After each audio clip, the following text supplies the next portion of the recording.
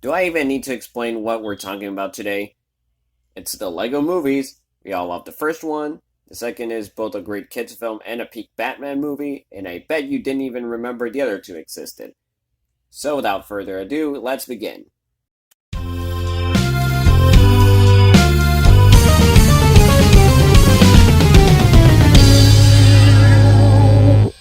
The Lego Movie 2, the second part.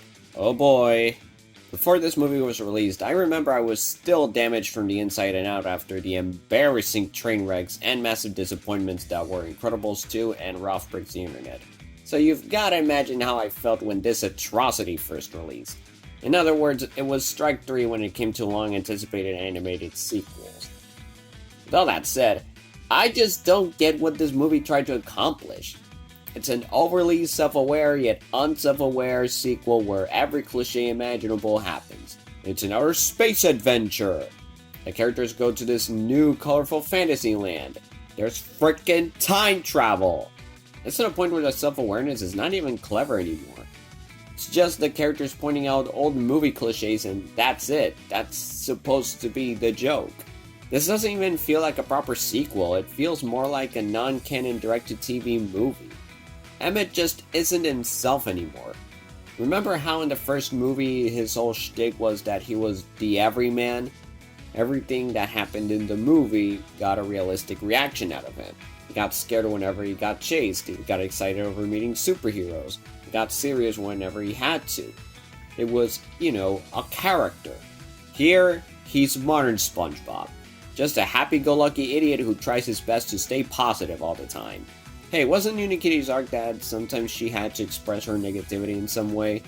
Lucy now wants Emmett to be dark and gritty, which just contradicts the whole point of their bond in the first movie. And there's this whole thing where she used to be more girly, I think? I guess it's because she had naturally blue hair. Yeah, they don't even bother explaining why, it just is. Batman just isn't fun anymore here. Because not only does this movie not bring back the entire Bat family while also acknowledging the Lego Batman movie happened, but Batman straight up says he purposefully abandoned all of his development. Supposedly because that's what the fans wanted. What do you mean? Guys, the whole point of the Lego Batman movie was to show that Batman can grow. Not just as a character, but as a franchise. It showed that Bruce doesn't need to be this grumpy, self-centered loner forever, and that it's okay to permanently let new characters in his life, not just as his friends, but as his family. But now, fuck that! Let's have this entire dumbass plotline where he wants to marry the villain. Oh, I'm sorry, the totally not villain. Why? I don't fucking know. The real villain is... It was me! But wait! There's more! Turns out this guy Emmett meets who kinda looks like him but slightly older, and not only is he also voiced by Chris Pratt, and not only does he also have this gag where he does similar stuff to his most recent careers, such as Star-Lord, but wouldn't you know it, he's actually Emmett from the future! And also, it turns out the Red Heron villains are actually the good guys, and the only reason they acted so menacing and hostile towards our heroes was because they tried to tell them something important in their own unique way. Oh my, this movie's so bad. Speaking of stupid riddles, the movie's message is about toxic masculinity, which... Huh? So, Finn's arc is about learning that his sister's girly stuff is not a bad thing, I guess. But here are two things. One, in this movie, he's 13. He's way too fucking old to be bitching about cooties and shit. And two, didn't he create Wildstyle and Unikitty? A strong female character and a colorful fantasy princess? And what about the songs this time around? Are they good? Guys, for my sanity, let's just move on to the next movie, please. Oh yeah, and don't get me started on the whole Legos actually being a live thing. You ready? Here comes a dance of doom. The Lego Ninjago Movie. It sure is a movie. This one is honestly just there. Like, it's not the worst thing ever, but like, it's that kind of kids movie where nothing truly happens until the very end. Similar to how in the Despicable Me movies, sure, things happen, but they don't really amount to anything until the climax. That said, this movie's just full of overdone cliches. The story is told through a forced and poorly staged framing device. The main character is a loser who nobody likes except for his underdog high school friends with whom he's secret superheroes with. His dad is an infamous warlord. Where have I seen that before? The whole town our heroes have to save every week is filled with unlikable assholes who constantly demonize a 16-year-old boy just for his biological affiliation with his dad. Wait, come to think of it, how did that information go out to the public in the first place? Why does Lloyd here still have the last name Garmadon? Is Misako stupid or... Oh right, that's not her name in the movie. That's another thing. Outside of the characters' names and the main villain being Lloyd's dad, this movie has next to nothing to do with the cartoon. Yes, I watched the show, more specifically seasons 1 to 10.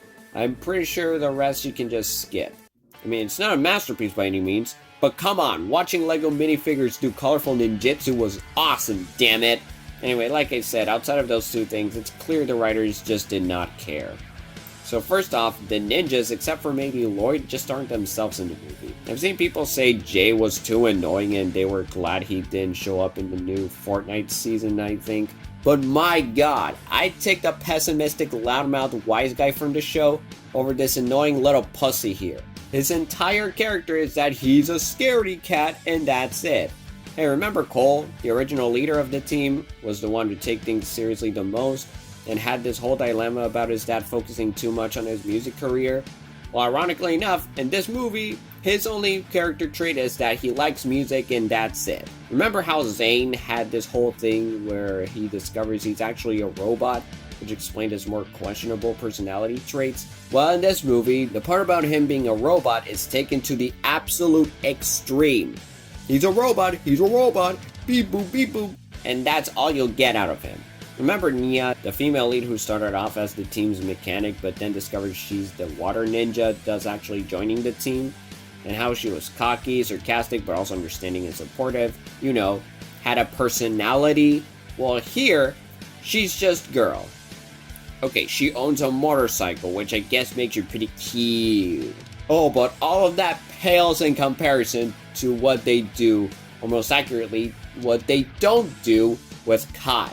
You guys probably don't recall this, but Kai was the main character in the show. Not only that, he was a pretty subversive protagonist.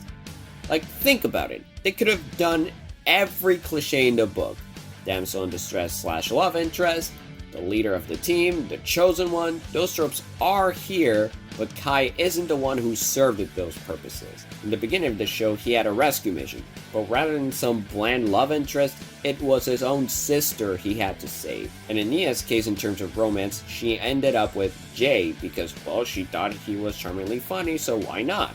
Rather than Kai being the leader, it was Cole, due to him being Master Wu's oldest and most experienced student. And rather than him being the chosen one to be the legendary Green Ninja, it was the main villain Garmadon's own son, Lloyd, who started off as an annoying petty little brat who his Uncle Wu redeems by simply reading him a bedtime story. Yeah, the show was silly like that, but come on, what the fuck was he gonna do? Chop his arm off?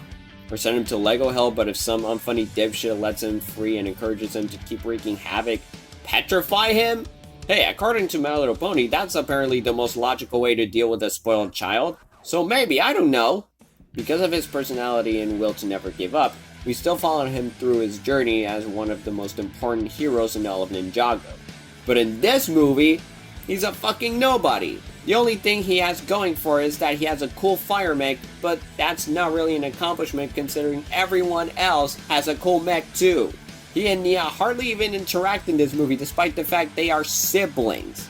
He's such a wordless character, I bet you can't even tell what Hollywood celebrity they replaced his actual voice actor with just by hearing him. Where is he on a scale of 1 to awesome? I'm not gonna lie, awesome! And because I know you haven't guessed yet, that's Michael Pena. Yes, Luis from the Ant-Man movies, except for Quantumania, thus another reason that movie sucked. And another thing, The main villain of the movie, outside of Garmadon himself, is a giant live-action cat. I mean, yeah, it's a cute little kitty and all, but really? You guys really couldn't pull any of the other villains from the show. Pythor, the Master Overlord, the Great Devourer, Moro, Shen.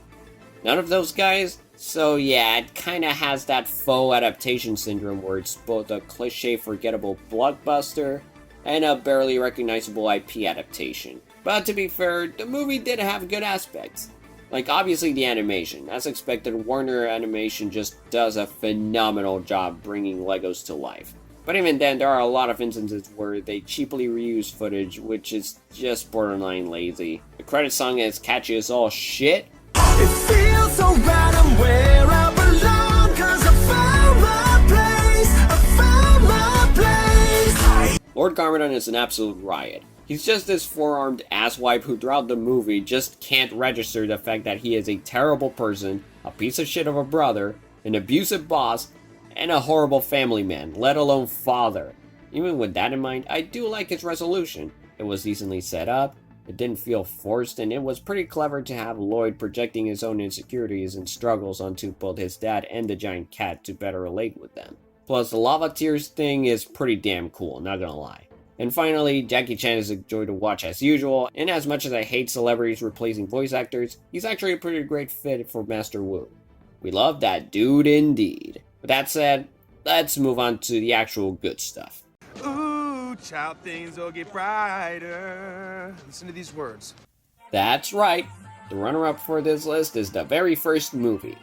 The Lego Movie is just such a timeless movie you just never get tired of watching. It's fun, energetic, colorful, hilarious, not to mention visually astonishing. The whole movie just feels like you're watching actual Lego sets and you just want to grab and play with them.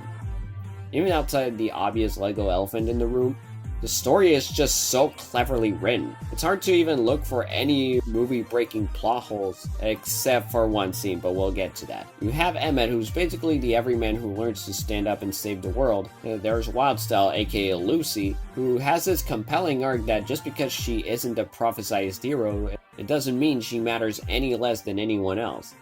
And it's nice to see her warming up to Emmett despite her supposed to being this too good for school independent fighter while he's kind of a dimwit, but they both grow as heroes. The main villain, Lord/President Business, President of Octan and the world, is just further demonstration that Will Ferrell brings such a unique performance when it comes to cartoon villains. And despite clearly being a goofball, this guy actually gets shit done. Building walls to keep the the other Lego worlds from getting job opportunity. Taking his already built objects and making something new out of them, training Bad Cop into being more relentless, unleashing the Kraggle on Taco Tuesday, and most importantly, creating a sitcom with the famous line, Honey, where are my pants? You have Unikitty, who at first seems like the typical fantasy princess who tries to stay positive all the time, but at the end she says, fuck that, just rams through Lord Business's robots. Metalbeard, this loud cyborg pirate who can do this for some reason. Why this? How you gonna keep 'em down on the farm? Benny, the 1980-something space guy who goes,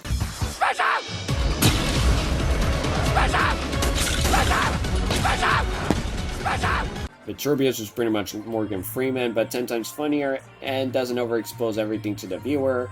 There are the two secondary antagonists, Good Cop and Bad Cop, easily Liam Neeson's best role, talk to the wall. And I shit you not, he gets a surprisingly scarring moment in the movie where Business not only threatens him to Kraggle his own parents, but also fucking wipes Good Cop's face off so Bad Cop can be actual tough shit. By the way, I always loved how they used this character to implement that gimmick Lego figures always had with their heads having two faces. Even to this day, it's just so damn brilliant. And last, but certainly not least, Batman! To say this clear parody of The Dark Knight is one of the best interpretations of the characters, honestly a pretty big accomplishment. I mean, it's not every day a parody becomes just as, if not way more iconic than the source material. Of course, that's not to say this version is as good as the versions from the animated series, the Christopher Nolan trilogy, or Pattinson, but definitely on par with the 60s version. What really works about him is that he acts and sounds exactly like how any kid would see Batman like. This cool, brooding, egotistical action hero who goes on about how awesome he is. And the way they integrated Bruce Wayne as part of Emmett's infiltration plan was just amazing. I love it. One last thing I couldn't possibly gloss over is the message. This movie has some of the best use of the Chosen One trope I've ever seen, right alongside Avatar: Last Airbender and The Owl House. And while it is important to remind kids they're not the center of the world, there's the risk of running into the other extreme of telling kids, hey, guess what? You're not special. Deal with it. It also teaches that even though there's no such thing as someone being a prophesized hero, that doesn't mean you yourself are less special. Everyone has a creative spark in them. I don't think there would have been any better toy brand to do this than with Lego. Some people also say that Lego would be better off as a standalone thing that doesn't rely on pre-existing IPs like Marvel, DC, Minecraft, Mario, Star Wars, and even Sonic just recently. But I'd argue that if anything, that gives everyone even more to work with. Like, one of the main characters of this very movie is freaking Batman. All of this culminates into one of the most timeless family movies out there. Right up there with Shrek, The Incredibles, Kung Fu Panda, and so on. Now, of course, this movie has one annoying aspect, and that's obviously the scene where Emmett temporarily comes to life to get away from the men upstairs. And I wouldn't have such a problem with it if the second movie didn't abuse the concept. But other than that, this is still one of my favorite movies of all time. Now that we've covered all that, I'm pretty certain you all know which one is number one. I'm Batman. The Lego Batman movie. This movie is just peak Lego and Batman. The animation is incredible as always. The script is both clever and hilarious. It has probably some of the most dynamic designs for the entire Batman cast. Just look at the way they're all designed. Each of them looks like a minifigure you want to have in your own collection. And it doesn't just work greatly as a parody, but it also tells a story that just screams Batman. The movie is all about Batman's own narcissism. When it comes to the topic of narcissism, a lot of kids media always run into the common misconception that having even an ounce of pride or ego automatically means you're a selfish asshole who deserves to be treated like garbage, and that is seriously far from the truth. So first off, a lot of kids' heroes have egos. Iron Man, Sonic, Ratchet, Darkwing Duck, Dipper and Mabel Pines, Megamind. Heck, even Superman can be a showboater at times. But there is always a line. And that's where narcissism comes in. Narcissism is when you're so insecure about your own vulnerabilities, you'll try everything in your power to make yourself the center of attention. That is the part people tend to overlook. Sometimes the writers will pick the easiest route by just making the central character do the most harmless shit, such as showing off at a game, or patting themselves in the back while most evidently not hurting anybody in the process. But the chart says they need to be portrayed like an annoying piece of shit, or else our outdated focus groups will get bored. But then there's also the other extreme of having a character who's just so in love with themselves who actually do let their inflated egos commit all sorts of crimes and actually do get people hurt. Yet, because writers love them way too damn much, they never actually get properly punished. See where I'm going with here? So what does Lego Batman do in this movie? And why it's not as annoying as the Riddler missions in the Arkham games?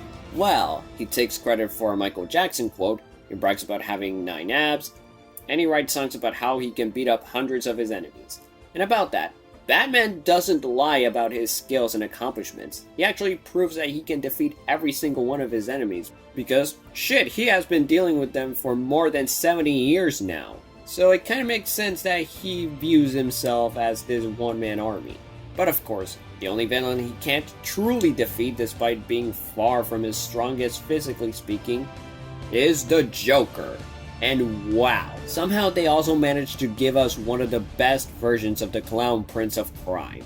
Granted, it's not at the same level as Heath Ledger or Mark Hamill, but this Joker works especially in a meta context. When you think about it, despite every fight they've ever had, Batman never had the gall to say one simple thing. I hate you, Joker. Not what? Like, how could he? With all that aside, this Joker, despite being more emotional and lighthearted, has accomplished pretty crazy shit. He's the boss of pretty much every villain in Gotham. He made an elaborate plan to drive Batman crazy enough to steal Superman's Phantom Zone projector, and had Harley Quinn use it to unleash him along with the most iconic villains in movie history. Sauron, King Kong, the British robots, the Gremlins, the Jurassic Park Raptors, and most notably of all, Voldemort, even though this isn't the first time they've met in a parody.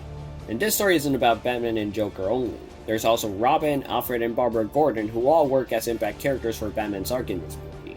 Robin serves to show him that teaching a kid the simplest things such as riding a bike, or break and enter into a superhero's fortress, can bring out the best in himself. Alfred tries to show him throughout the movie that it's okay for a man to be vulnerable. Barbara, okay, I know, Bruce develops a crush on her despite their massive age gap in the comics and TV shows, and also the fact that she's his best friend's daughter, and most importantly, his adoptive son's girlfriend. But thankfully, they don't end up together in the end.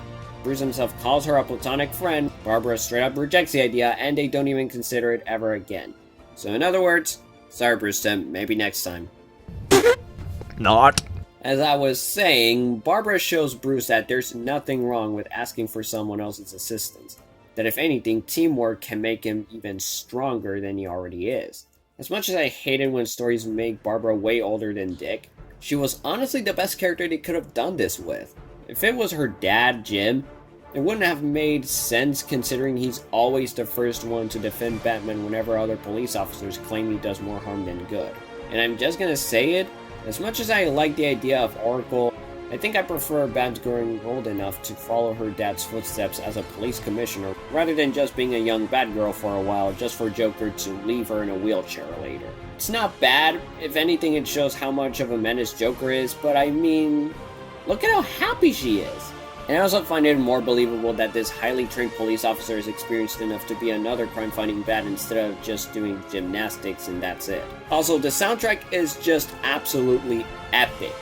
My only complaint with this movie is that they kinda forget Batman and Robin broke into Superman's house, and broke a lot of his property, and stole his projector. And also, where was Zod? Didn't they establish in the beginning that he was sent into the Phantom Zone earlier? But I guess you could argue that if Superman showed up to help Batman save the day at the end, it wouldn't have completely felt like Batman's own story. But with all that said, this is not only the best LEGO movie, but also one of the best Batman movies of all time. So that was a LEGO Movie ranking, and this sure was a 2 out of 4, and honestly, I'm pretty cynical about the future of LEGO movies. Not just because the last two were very low quality, but because Warner no longer has the movie license. That was given to Universal. And I mean, they could use some of their IPs to make more LEGO movies, like Jurassic Park, DreamWorks films, Illumination, maybe even the Hulk where they can finally do the character justice on the big screen. Or who knows, they could probably bring back Emmett and Friends, except of course for Batman, which is a big no-no.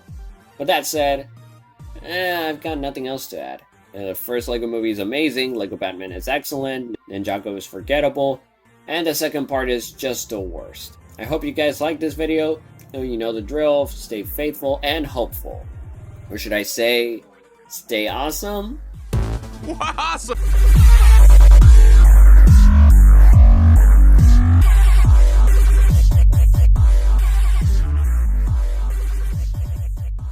Hey, has anybody else noticed that these movies use the word literally like a lot?